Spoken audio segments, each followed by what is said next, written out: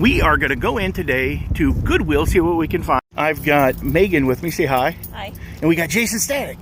There you go. We're going to go in and get one of them sweet carts. Let's grab one of these sweet carts. Still 25% off all blue. Looks like you abandoned your cart too. You had about as much luck as I did. I did. None. But you know what I'm doing right now is I'm going on Facebook Marketplace since I'm out here in Farmington, and I'm seeing if they have any porch pickups for anything. Nah, there's none of that. There ain't nothing here. Hey, every once in a blue moon you can find stuff. Every once in a while, but my gosh. I don't know. Prices are so high I can barely reach them. I'm like, I can't get them. I've joined the order, don't you know? I'm a member of the Amish now. This is my new hat. I hope you guys like it a lot.